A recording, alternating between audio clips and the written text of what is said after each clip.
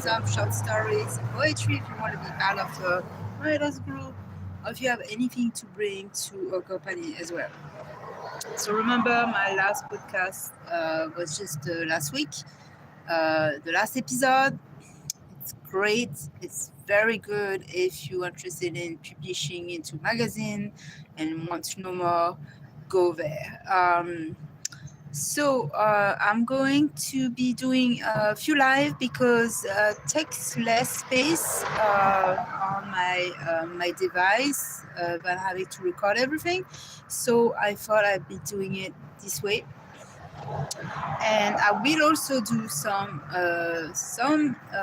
live anyway. So today the focus is on the adaptation. If you've been gone out of the country in USA for 5 months or more, so 5 months to you. And so specifically today on North and South America. So let's discuss it. So number one, I'm going to say the number one thing is the access of cups, plastic bags, and straws, all of these in any single gas station, stores I can think of in America than you don't have in North and South America. So they don't do, very rarely they have a refill machine in market. If they did, it would only be in McDonald's. I only seen one in Costa Rica. Most of the time they don't. What they do is then they give you one refill and you have to just go there and ask, like you have in US. So that's one thing you have in US to your advantage, is that you can grab as many condiments, as many forks and knives, spoons, straws, cups. I think the fact that it's free and it's everywhere, nobody cares about it anymore. That's why a lot of them, you see a lot of cups on the ground. You see, people don't. You can have unlimited plastic bag and they're free. And in those countries, even though it was very cheap, you still have to pay for your plastic bags. So it cannot restrain you. Having to pay, kind of like Aldi, you have to try to bring your bag with you. So another thing is the iced coffee, and any size coffee. You can go to any gas station in America and just get it yourself relatively cheap. Also, the small size in this country is the large. The large size in this country is the small size in the US. So yeah, that's the thing. Is you come back to the US, you forgot about that, and you order small, and you like, oh wait, that was a large size in Mexico and Costa Rica.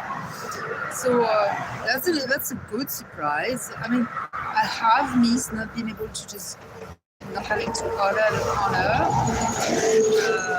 and just have all the syrups, having all the flavors, having all the creams, and limited,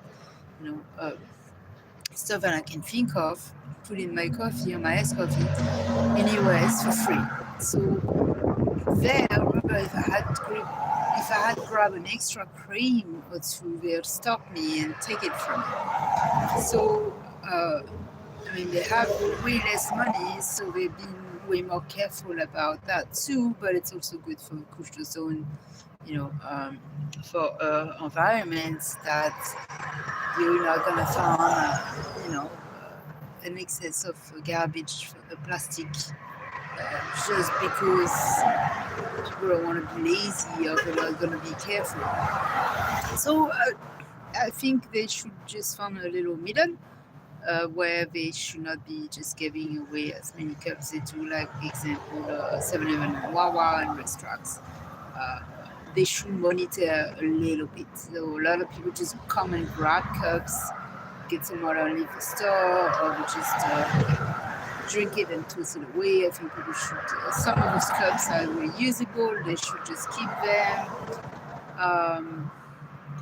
It just maybe limit the soda machine, or same for the refill. It should eliminate.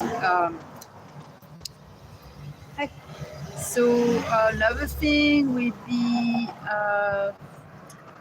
transportation. Like Chicago, Ohio, and other places like New York, there's probably much better bus system and other ways to get around. But in Florida, it's pretty bad. It's better than it was 15 years ago, but it's still pretty bad. The buses are sometimes every 30 minutes, sometimes every hour, sometimes they don't stop. So over there in this country, there's no problem for that. There's bus everywhere all the time, but they're not always marked. Sometimes they're really old bus, sometimes they're really new bus over there, but the price to ride on the bus is a quarter in Mexico. The price to ride and take 10 stops in the metro is a quarter. I could not believe it the first time I found out. Was that quarter? What? Okay, that's pretty cheap, I guess. I can work with that. Anyway, so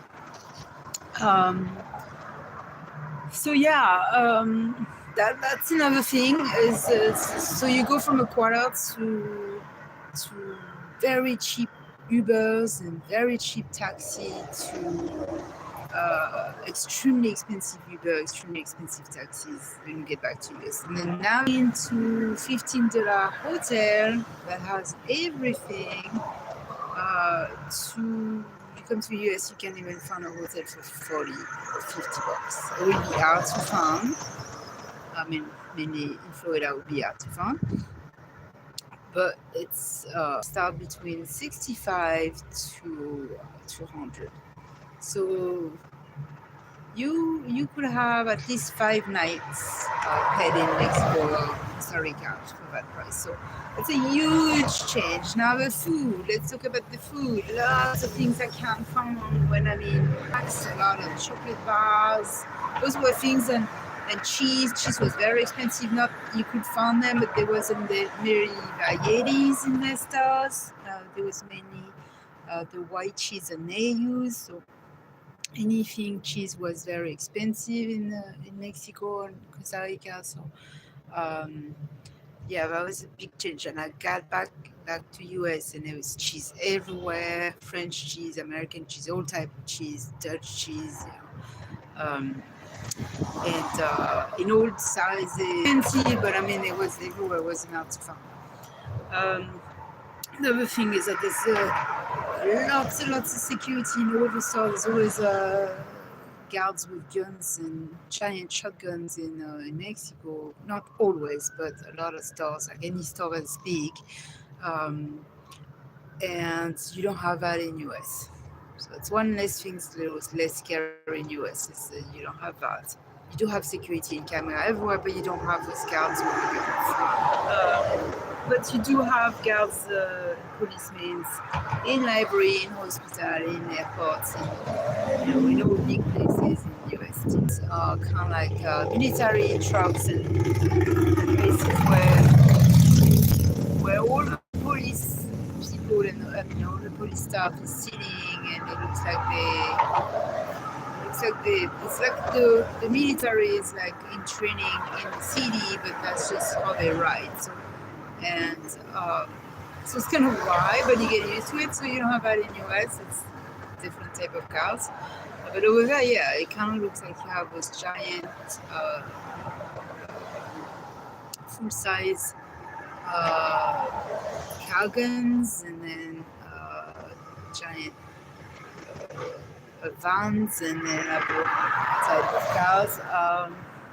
So with food, of course, you don't have no more tortilla shop, no more taco shops, no more. You were getting used to over there. You don't have any of that here, and that's one thing that was thinking about selling, and then a lot of places saying no solicitation in America. You're kind of afraid you get a fine or arrested just for trying to sell unless you have a permit. So Here, another thing is on homeless and people living in whatever places, whatever dwelling, habitable or not habitable, they can do whatever they want over there. In US, as soon as you have one thing missing, like you don't have electricity, but if you didn't have water coming from the city or whatever, your house will be considerable and habitable, and they will retake your house or reverse process. And over there, you can live in whatever you want, you can do whatever you want, you can sell whatever you want, so that's a big choice. You have as many independents.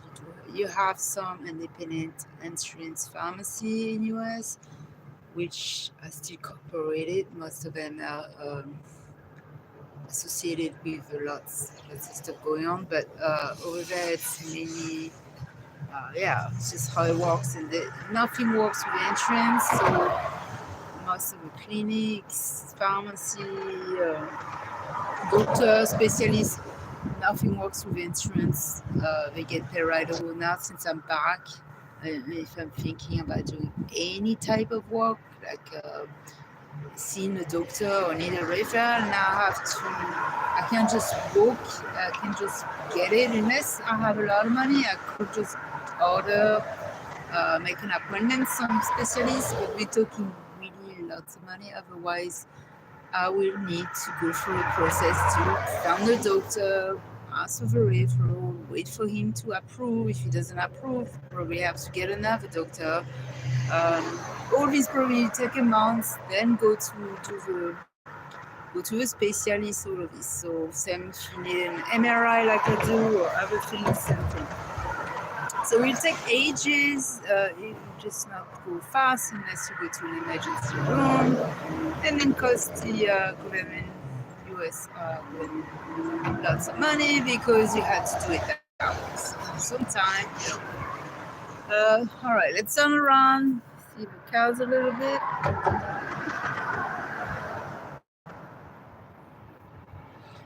Okay, looks like. All right, so if any of you are on my Facebook, go check my groups, my writers group, be part of it. Send me your short story, poetry. I'm going to do a giant blog post, which is going to be seen by 1,000 soon, and I'm going to share everything on there. And will be on our next Vcreativeart16 article. So let me know. All right, so that's it for now. What other things? Gym-wise, there's no mini outdoor gyms like they have in Mexico. In every miles, within a mile, you have an outdoor gym in Mexico. You don't have that in Costa Rica. You have maybe have a little trails, places to do exercise. You do have a lot of people on bicycle. You don't have this here, and when a lot of people are on foot and riding bicycle in Mexico, and they do their thing on Sunday where they close all the roads and replace them by. So that's the thing they don't do here. I mean, but they also do have meetups and stuff in over there in North and South America, which they do here in the US too, which some of them are pretty cool. So yeah, it's wide. You gotta readapt. So another thing would be judgment. There's no judgment there as much. Of course, there's always gonna be some. So let's say 10% out of 100 you get that over there out of crowd.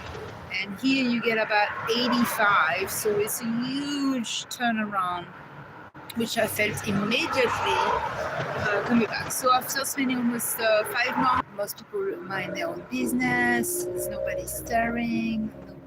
It's just you don't get too many people asking for money. You can sit almost anywhere, do whatever you want, not be annoyed, not be judged, not be bullied, not be harassed. Here, in 2 weeks that I have returned, I have had more bullying, more judgment, more harassing that I had in the last 6 months. So that's something you want to think about if you're thinking about relocating. Zero racism over there in those countries. Lots of racism in here. So that's another thing you want to consider it. There's absolutely no racism over there. I mean, I just didn't feel it at all. So, what else? It's probably a lot more, but this is all I have for now. So, yeah, I'll come back and thanks for watching, everybody.